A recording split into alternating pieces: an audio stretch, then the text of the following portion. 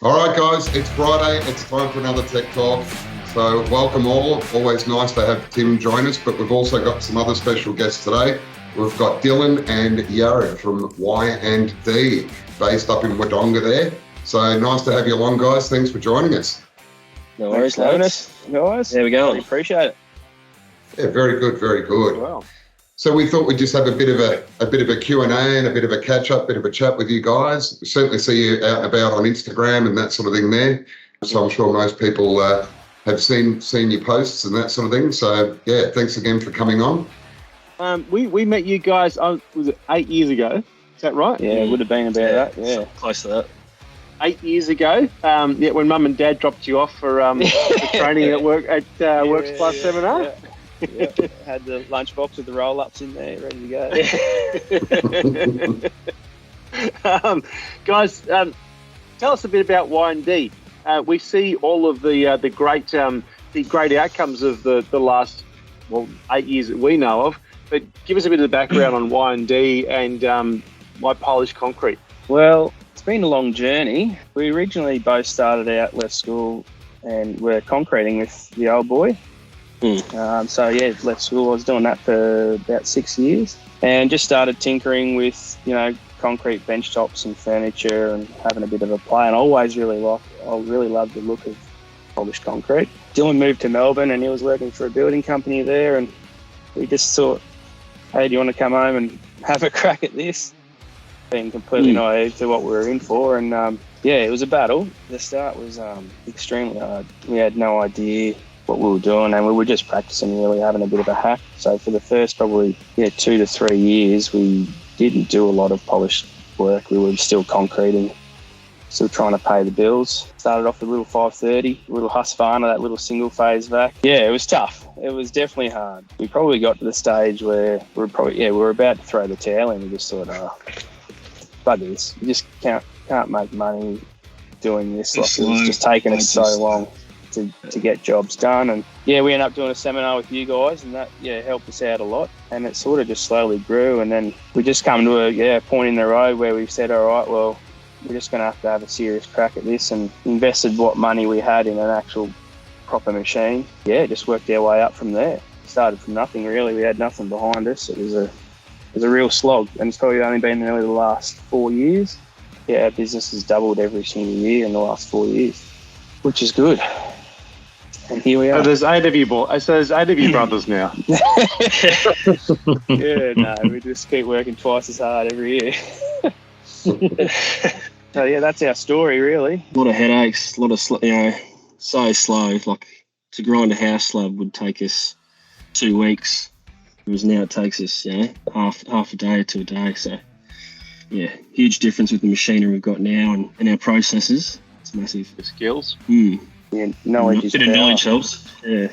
You mentioned that bit of a turning point when you thought, right, we'll go and get a better machine, give this a fair go.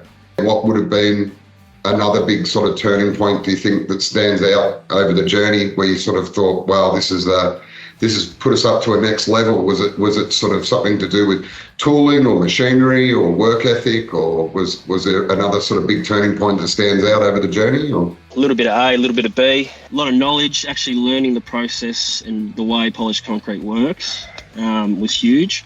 And then going from a 530 to a 680 push, huge. Yeah. Productivity in that was massive for us. And then going from the 680 to the 680 remote big block was absolutely massive. Yeah, right. Yeah, definitely huge. But I mean, it's like anything. The more you do it, the more your mistakes you make, you learn. You just really have to have a good memory.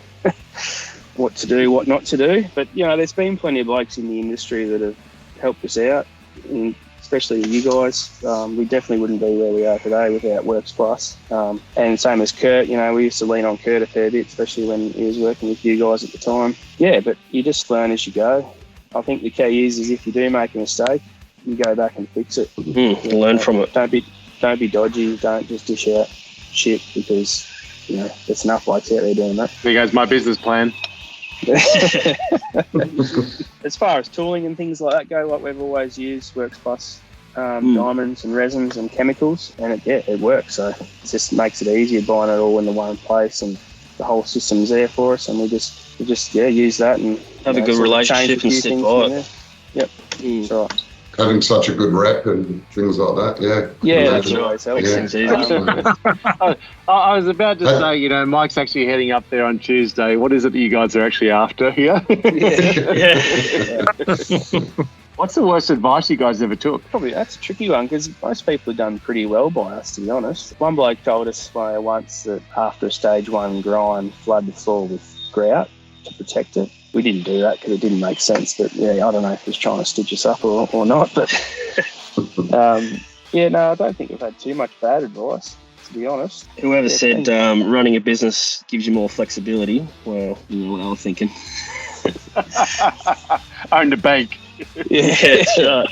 Yeah. Just on that too, how do you find the industry as a whole, as far as a bit of, you know, people sort of contacting each other and getting in touch? I know for a fact I've had a few people say, oh, you know, I was talking to Yared through Instagram there and that sort of thing. I know you guys don't mind sort of helping out a little bit here and there, and I presume that's pretty reciprocal. You find the industry as a whole is pretty good as far as leaning on each other for a bit of advice. And yeah, definitely. There's some good operators out there, and there's some really good, you know, blokes and women out there, you know, so let's just all help each other out. Like if anyone ever sends us a message or calls us, I'm more than happy to help out, because it might save them, you know, a lot of stress and a lot of time and a lot of money. It's not going to impact us in any way. It's only going to, you know, help people out. So I think helping people is definitely a better option than just trying to hide all your secrets, because, you know, it just doesn't get you anywhere. It doesn't get anyone anywhere. And you want the industry to be better as a whole, and, you know, producing good work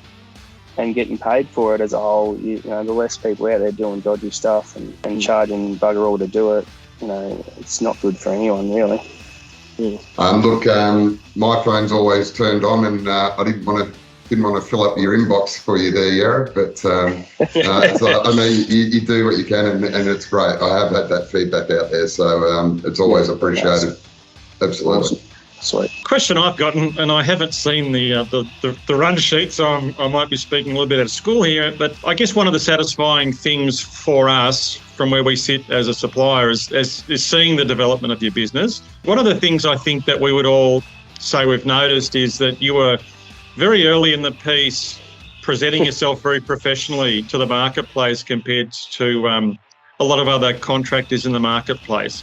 The way that you were presenting your finished product was quite distinctive. I think it really, particularly in the early days of social media, and you'll notice that a lot of people have probably caught up a lot in that sense. But I think that you guys were some of the earliest ones to really present your business very professionally from a social media and marketing point of view. And I'm just interested to know what prompted that, because there wasn't any real example in the marketplace that I guess you could say maybe other contractors or other companies in our space were inspiring you to do. So I'm just keen, was it just, you know, you guys are just getting so bored of seeing 50 Shades of Grey every day and you're thinking, what can we do to make this a bit more interesting? Where did that come from? Probably not so much in our industry, but I guess there's a lot of other industries and a lot of other people that had been doing this for a long time, especially with the social media side of things and presenting their products in a better form. And we just thought, you know, we had in our area, there's some really good contractors doing some really good work. And, you know, we were the underdogs and we just really had to step up our game. And, you know, as sad as it is, that's just the way we all start to shop now. And back then, not so much, but especially now, like everyone buys things and purchases things off, you know, how good it looks. So we really wanted to portray ourselves as professional, that we do a good job. And so people, because it is quite a hard product to sell, you know, a picture of a polished floor with an unfinished wall in the background and a pallet of bricks and, you know, out the back, like, it just doesn't look nice. And, you know, and especially the fact is that, you know, women are making most of the decisions building new homes and they're very visual. So we just wanted to get our product out there. Like, this is what it can look like, you know, in a finished setting, which made a huge difference. And definitely once we started doing that, things definitely started ramping up. And, you know, we don't do as much as we should now. We try and, you know, do the day-to-day of our stories, and that's just where the nitty-gritty stuff is. the posts, we're sort of backed off a bit now just because we're so busy. Yeah, it's just been crazy. The last 3 years, it's just been phenomenal, which was good. But I definitely recommend to anyone not doing it, like, you're too far behind the 8 ball. You really got to step it up, and that means you got to spend money. Like, you have to invest in your business, and you have to invest in yourselves and what you're doing, because if you're not doing it now, you're just going to get left behind. You're not going to stand a chance. Just the way the world is at the moment. Competition. That really was our point of difference, because we didn't have the years' experience in the game. That was our point of difference to get work and become better, I suppose. Balance up. I think it made a big difference, and certainly noticeable by many. It's good, and that's definitely one thing I'd recommend to everyone is, I mean, once you work out the polished concrete process, you stick to it. Don't try and reinvent the wheel, and then the rest is business, and that's the hardest thing there is running a small business. You've got to wear a lot of hats, and it's actually really hard work. So delegate if you can, like, get someone in to do your design, making up your own logo and your own website. Yeah, it gets you going if that's where you need to be. But if you want to get ahead of the curve, you really got to, spend your money on marketing and portray yourself, the way you want to be seen. And I think that goes a long way, especially now. Like, you look at a lot of businesses now, and it's just the way it is. You got to look good. If you don't look good, no one wants to buy a product. Sad, but it's true. Yeah, it's probably harder than ever now, because now our business is at the stage that we're trying to actually scale it up, and everything changes. Everything you knew, everything is all out the window, and you're pretty much starting again. So, we're up to that next stage of our business where we've got to learn a lot of stuff, and it's hard. It really is hard, and you've got to change the way you think. We're used to saying yes to everything and running around like a couple of crazy cats doing stupid hours, and getting out of that habit is actually quite a hard thing to do. If you had to guess, is Margot Robbie more of a surface polish, full ag, high gloss or low gloss client? I guess you've got to work with the gifts that you've got. I would step in and convince Margot that she needs to go to a 50,000 grit. And just as that impregnating sealer has been put down, that she's probably actually better off with a topical sealer. And just as the third coat of that's going down, I'd probably mention that Tom Hanks really likes an epoxy flake over the top of that. So, and I've got just the guys for the job who can do all that for you. Get a bit of Hollywood money in the account. That's right. Absolutely. No, look, I actually only just finished quoting her house the other day, and she ended up going for a minimal exposure, low sheen. She's pretty low fuss sort of woman, so we'll roll with that. Low maintenance. That's amazing. When you start that project? Well, I think by the time we get there, next year sometime. Once we get around to it, darling. Yeah. Yes. Home jobs always take the longest. Very good. If anyone's out there, Keen to learn. If you're from Melbourne or Sydney or anywhere and you're looking for a tree change, we're definitely in the market to find the right person. We really want to build a great team around a great business and keep moving forward and become, industry leaders, and really set the tone and push the boundaries in production and quality. So, yeah, get in touch if anyone's looking to do something different, or they're sick of what they're doing or where they're working. More than happy to have a chat. Tim. Go from Put there. your hand down, Tim. Yeah. Bring your knee pads, Tim. Board. Yeah. Your knee pads, mate. Great crew to be a part of. I can speak sort of firsthand of that. I see how you guys operate and that sort of thing. And I'm pretty lucky. I'm in the sort of industry with guys like yourself and that sort of thing, that I can say it's nice to deal with nice people. Absolutely. So good, would be a good crew to be a part of for sure. Bloody oath. Thanks, lads. Righto, gents. We'll call it there, will we? Time for a frosty one. Time for a stone and wood. Yeah, go treat ourselves. Stone and wood. Sponsored by. No, it's awesome, guys. Thanks heaps for joining us, taking the time out of your day. You are busy, so we do really appreciate it. Thank you, guys. Appreciate it. Have a good Great one. Cheers. Take care. Thanks, Dylan. Bye.